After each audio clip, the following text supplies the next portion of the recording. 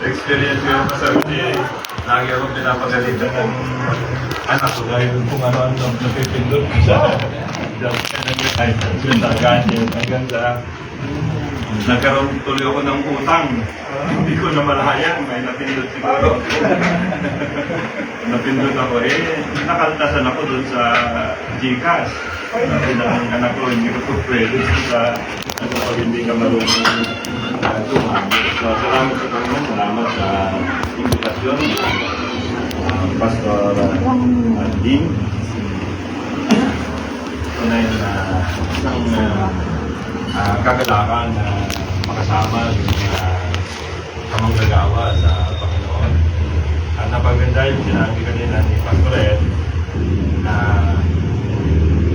parang hunting ground ito na talagang hindi pwede na isang spot lang tayo. Hindi talagang kailangan natin na mag-explore. Right? Pero hindi yung explore na tao lang, kundi nandiyan pa rin yung gabay ng ating Panginoon. Salamat sa Panginoon sa pagkakataon na ito. Napakaganda yung topic. Sabi ko nga kay Pastor Nancy, maganda yung topic. Punta rin ako. At salamat sa sa talagang time din dahil grabe yung mga schedule. Pastor rin talaga. Marami talagang anihin kakaunti yung mga ani. So, gusto ko lang tusugan yung napagandang sinabi ni Pastor Ed kanina, yung about yung revelation of Jesus Christ in this hour. Napakahalaga at ang ating pinakabasihan ay hindi nung si Brother Branham nagsimula ng kanyang ministry, kundi nung mabuksan na yung hiwaga. So, kailan po yon? Nung mabuksan na yung selyo. Kaya sabi ni Brother Branham, even siya din sa kanyang sarili, sabi niya, yung Bible ay naging bagong Bible. At yung ipinahayag ng Panginoon ay, sabi niya doon, ay we never knew before. And it blends with the coming of the Lord. So meron siyang pagpapahayag in this day na kailangan natin makita, which is sabi rin ng prophet, sa Christ is the mystery of God revealed. Pag ang makita mo ay Kristo nung nakaraan, at hindi mo makita yung Kristo na nahayag sa kasalukuyan, sabi niya, you are still under the delusion of Satan. Amen. So, napakahalaga yung opening ng seal. So, pagdating sa opening ng seal, may kanya-kanyang silip. Diba? Kaya tayo, na-experience natin yung mga ministerial meeting na may nagpapaliwanag na ang ikapitong selyo ay sarado pa. Meron din nagpapaliwanag na yung ikapitong selyo ay bukas na. Pero pagtanungin mo kung ano yung nilalaman ng ikapitong selyo, wala naman silang maipahayag. So mas mainam yung meron tayong nakikita na nilalaman na ikapitong selyo, not necessarily ikapitong selyo, kundi yung buong selyo. Yung buong pitong selyo. Kasi yun yung hiwaga ng Diyos, higit sa lahat na nahayag. So gusto ko lang din, kasi wala naman tayong sariling message, mga kapatid. At maganda rin yung opportunity na tulad nito para maipaliwanag ko rin yung aking panig. Kasi ang daming mga kwento, ang daming mga sabi-sabi tungkol sa aking nasisilip sa message na ito. Diba? Kasi ayaw man natin o hindi, may mga nasisilip pa tayo. Ang mahalaga, meron tayong respeto sa isa't isa. Patuloy lang kasi tayo naman ay naniniwala lahat ng mga itinalaga naman ng Diyos ay magpapatuloy hanggang sa dulo. So, mahirap lamang kasi yung inilalagay na nila yung mga salita sa ating mga labi na hindi naman natin sinasabi. Wala halimbawa, nagpapasamba na daw sila. Never akong nangaral na nagpapasamba na kami. No? Siguro yung mga kwento na gano'n na exaggregated, at yan na rin ang nagiging dahilan kung bakit ang dami ng mga ibinabato sa amin. But anyway, alam naman natin na ang pinaglilingkuran naman natin to begin with ay hindi tao, kundi pinaglilingkuran natin ay ang Panginoon. So, siya din naman sa dulo ang magsusulit sa ating mga ginagawa o ipinapahayag man sa tao. Kasi pananagutan natin yan, no? Right. So, sabi ng prophet, gusto kong magbasa, napakahalaga yung coming ng clouds, no? At doon nag-start na ma-unfold yung tinatawag na mystery. Diba? So, lahat naman ay malapit na naman yung February 28, no?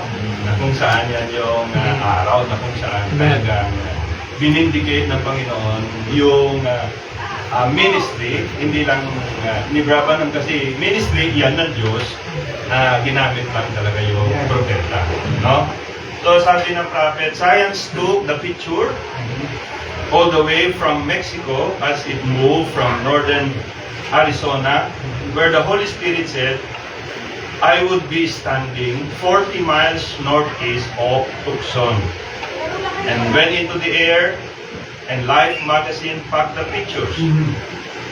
A mystic something way in the spheres, where there could be no moisture, where there could be no evaporations of anything, 30 miles high and 27 miles across. So ito ay supernatural, pinakita kanina ni Pastor Ed, no? And coming right up from where those angels were. Now they asked to know. Science, the one of them in Tucson, wanted to know any significance. Ano ba yung kahalagahan niyan? Right? But I didn't tell them. Tingnan nyo, alam din ni Brother Branham kung kailan niya sabihin at kanino niya sasabihin, no? But I didn't tell them. You all knew it, told beforehand, but it wasn't for them, it was for you. Oh, yes. Amen. Hindi para sa kanila, kundi ito ay para sa inyo. So we're so blessed. Kaya nag-enjoy tayo Tama. yes, sa message na ito. Tama mga kapatid? Ay. Kasi tama yung sabi ni Pastor Nanding kanina, hindi naman yung message lang na binabasa natin, hindi lang yung message na naririnig natin, maliban lang yan na magkaroon ng manifestation. It's just we are reading it, sabi ng prophet. Right? Yes. So sabi niya dito, ito na, hindi lang basta clouds yan. Meron niyang tinig. Merong message ang Diyos na gusto niyang ipaabot sa tao. Yes. At napakahalaga ito dahil malalaman ng tao kung sino siya. Amen. Tama? Malalaman ng hindi lahat ng tao, of course, kundi yung mga itinalagalan din ng Diyos. Malalaman nila kung sino sila. At pag malaman na nila kung sino sila, ano yung posisyon nila, sabi ng propeta, then mapufulfill kung ano yung desire ng Diyos. Sabi niya, so there, He spoke to me. Kakaiba na ito mga kapatid. Hindi lang basta nabasa ni Brother Branham, hindi lang basta narinig niya, kundi ang Diyos ang nangusap sa kanya sapagkat siya ay propeta. So there He spoke to me and said, the 7 seals will be opened. The 7 mysteries, 7-fold mystery of the Bible, that's been closed up since the foundation of the world will be revealed. So, napakahalaga dahil ito yung hiwaga ng Diyos na itinago niya. Right. Buhat pa ng ilalang ang sanlibutan. Right? So, ito yung napaka-importanting kapahayagan na nais ng Diyos na iparating. Amen. Hindi naman lahat maniniwala, kundi para doon lang sa pinauukulan. Oh, yes.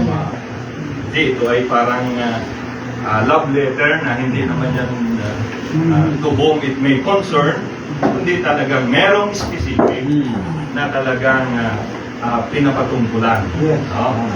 So sabi niya, not necessarily 7 lang yan. Pag sinabi natin 7, that's the complete revelation because 7 is the number of God of completion. Yes. Now, sabi niya, The seven mysteries, sevenfold mystery of the Bible that's been closed up since the foundation of the world will be revealed. And we,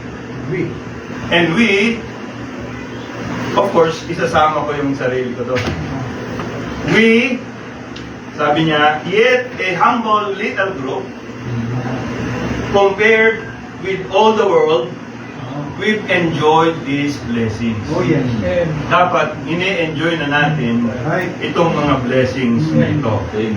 Hearing those mysteries, right?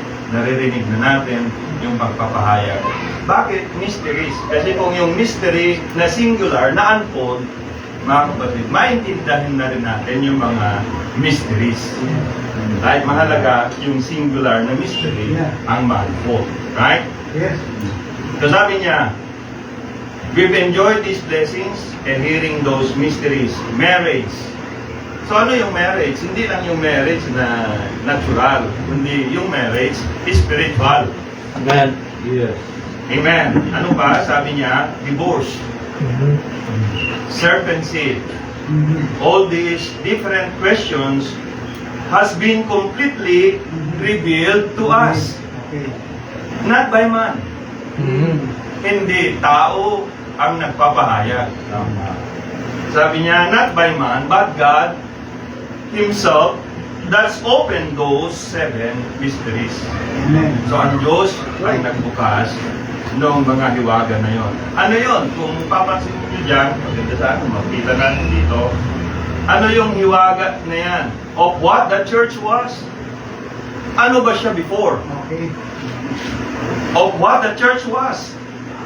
How it was in Christ at the beginning. Okay. So itong church na ito na tinatawag ni bride, sabi niya, how it was in Christ at the beginning. So itong bride na ito, na kay Christ at the beginning, at sabi nga ng Scripture, tayo ay pinili niya sa Kanya. Tama. Di ba? Yes. Saan tayo pinili? Hindi naman tayo pinili doon sa kung saan tayo nakatira ngayon. Kundi tayo ay pinili niya sa Kanya. So it shows that noong pa man, nandun na tayo sa Kanya. Amen. Di ba? Tama. How it was in Christ at the beginning and how it would be revealed in the last days. Mahahayag siya sa huling araw. Yes. Tama mga kapatid? So pansinin niyo, sabi niya, of what the church was, ano ba siya? How it was in Christ at the beginning and how it would be revealed in the last day. Mahahayag kung ano yung identity ng bride. Tama? Tama. So yun yung pinaka nilalaman actually, pinaka buod ng nilalaman ng mga Hudyo. Bagamat it's Christ, but we know paano siya nagpahayag in this day. Yes. Amen. Kaya sabi ng prophet, it has to do with yung sabi kanina ni Pastor Ed. Sabi niya, Jesus said in St. Matthew, the 16th chapter, flesh and blood has not revealed this to you. Tama, hindi laman at dugo ang nagpahayag sa iyo nito, but my Father which is in heaven has revealed it to us in another hour. What He was now, the Bible expresses, it's growing in the bride. It's growing in the bride to the full stature. Saan siya nagmamanifest? Sa bride. Mga kapatid, kundi ang bride ni Jesus Christ, nagsimating panahon, kung may tatawagin pa, so be it. Yes. Kasi marami pang open door, mga Oh kapatid. yes. Oh yes. Diba? So pag nailagay na, position na yung last predestinated, uwi na tayo. Amen. Tama. Tama mga kapatid. Ngayon, sino ba siya to begin with? Anong pagpapahayag ni Christ in this day? Kasi pinag-usapan natin, yung revelation ni Jesus Christ in this hour, not in another hour. Tama. Oh, sabi ng prophet, can you see where we're standing? Alam nyo ba kung saan ngayon tayo nakatayo? Mahalaga eh. Tama. Alam natin eh. Life is in the grain again. Bakit laging ginagamit ni Brother